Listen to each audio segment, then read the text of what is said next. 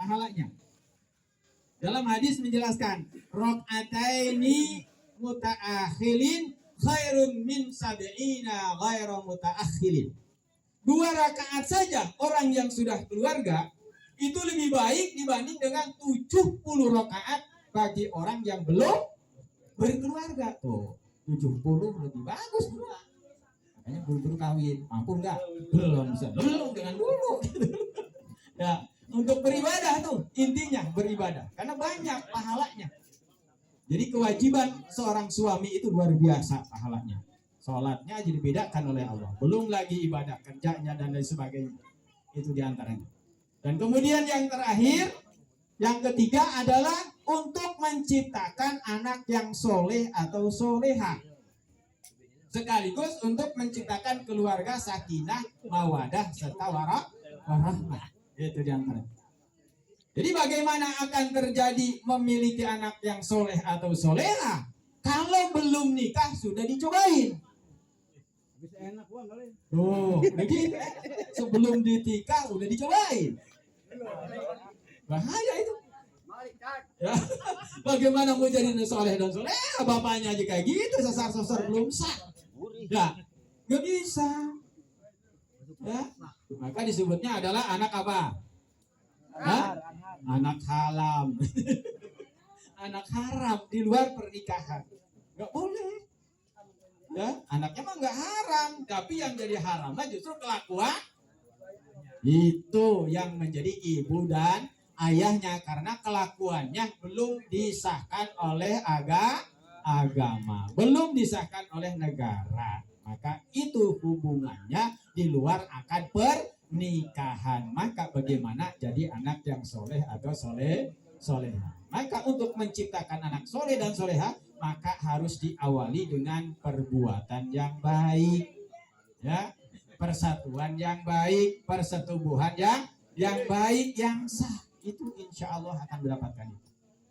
Ya, jadi luar biasa itu. Makanya ada tata caranya.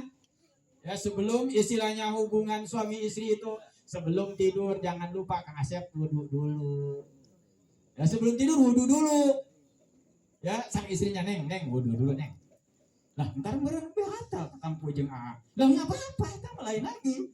Ya, wudu dulu. Ya, wudu dulu. Jadi kemudian baca lagi, ada bacaan yang tersendiri, ada yang bacaan khusus. Ya, ketika kita masuk ke ruang tidur itu kita baca dulu surat Al-Ikhlas 3 kali, ayat kursi kita baca, surat An-Nas baca. Kenapa? Karena di ruang tidur itu khususnya pengantin banyak yang rongrong, karena katanya masih wangi, nganten gitu. Makanya kadang-kadang ketika bawa pengantin nih, hati-hati nih yang bawa pengantin besok. Ya, katanya ada suka ada yang bilang disebutnya ya kalau bahasa begitu tuh, bahasa kalimat orang tua dulu. Ya, hati-hati kalau bawa pengantin katanya, karena suka banyak yang itu tadi yang ngikutin, hati-hati karena wanginya. Ya kita aja bahasa orang tua? Wah, itu sawan. Banyak yang ngerong-ngerong, hati-hati. Ya, hati-hati. Makanya kita kudu ingat. Ingat minta kepada Allah yang mintakan keberkahan, dijauhkan dari mara bahaya. Itulah, mudah-mudahan semuanya istilahnya dalam kesempatan diberikan keberkahan oleh Allah Subhanahu wa taala. Nah, ini adalah mereka salah satu hikmah atau 3 macam hikmah khususnya buat kita, khususnya lagi kepada pengantin baru dan kita pun semua ketika nanti misalkan masuk ke ruang tidur, jangan lupa sama kita pun walaupun sudah lama jadi pengantin baru tetap kita disunahkan wudu dulu, baca surat Al-Ikhlas, baca surat An-Nas, ayat kursi, sapuin tuh katanya tempat tidur kita. Orang tua bilang oleh sapu lidi, setan Cina takut, sapu lidi. Bahasanya gitu orang tua gitu loh. Ya digebrak-gebrak. Padahal mah kalau sekarang paling gebrak-gebrak setan, gebrak nyamuk. Gebrak nyamuk, gebrak tuh berenin. Ya sebelum tidur jangan main abres saja. Kita juga sama begitu. Kemudian ketika kita mau naik kendaraan pertama, doanya udah bisa Masep. Allahumma jannibna syaitan wa janibis syaitan bima rojaktana. Itu banyak ya, baca surat An-Nas. Insya Allah di situ udah sah, masya Allah. Ya. Dan kemudian setelahnya itu biasanya ada sedekah 3 hari tuh. Setelah acara. Apa tuh maksudnya sedekah 3 hari itu di situ? Sedekah 3 hari setelah acara. Itu setelah 3 hari acara itu kalau orang tua dulu suka ada sedekah habis hajatan 3 hari. Padahal kalau secara hikmahnya di situ ternyata untuk menyelamatkan seorang pengantin sudah menyimpan salah satu tabungan di 3 hari itu biasanya. Benar nggak Bu? Bu, semalaman nggak tuntas biasanya. 2 malam belum tuntas. Ketiganya baru tuntas biasanya. Gitu. Maka diselamatinlah oleh orang tua kita bahwa pengantin sudah nabung di malam ini. Gitu bahasanya. Dan harus punya catatan. Oh, malam inilah yang disebut kalau kata bahasa Arab itu injal. Tahu injal anak muda? Injal itu adalah tabungan tadi, nabung seorang suami disimpan di seorang istri, di rahim istri. Itu untuk catatan nantinya kalau kita lihat di dalam kitab Arba'in ya, Arba'ina yauman nutfatan summa ja'alahu 'alaqa summa ja'alahu mudghah fayursalu 'alaihil malak fayanfuhu bihi ruh. Terus panjang tuh hadisnya kami baca. Kata Mang Anim sampai berapa Ustaz baca hadis itu? Lama ya. Dari simpenan yang akan dijadikan anak soleh atau solehah. Dari situ awalnya 40 hari disimpan nutfah. Nutfah itu bentuk sperma. 40 hari tuh. Bu, ngerasa nggak Bu? Itu 40 hari pertama disimpan oleh ayah tuh. Ya tadi ketiga harinya tuh. Setelah diselamatkan. Berbentuk sperma. Kemudian 40 hari berikutnya diciptakan oleh Allah seperti mudghah.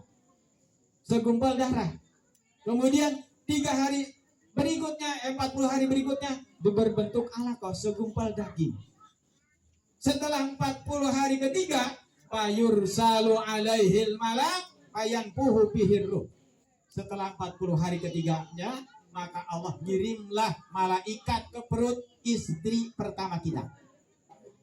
Ayo. Jadi istri kita dipanggil oleh Allah, diutuslah seorang malaikat, ditiupkan kepada perut istri kita.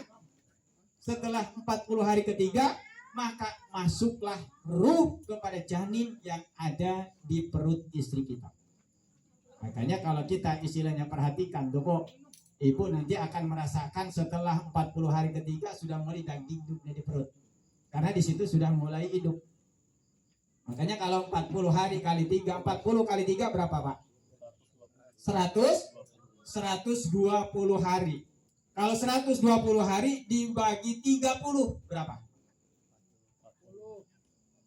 120 dibagi 30 dapatnya 4. Makanya yang sebaiknya di situ 4 bulanan harus diadakan syukur. Lain 7 bulan biasanya kalau menurut hadis itu. Ya kalau di kita biasanya hari 7 bulanan. 7 bulanan mau sedekah. Padahal pertama Allah ciptakan ruh masuk ke dalam janin adalah di awal 4 bulan.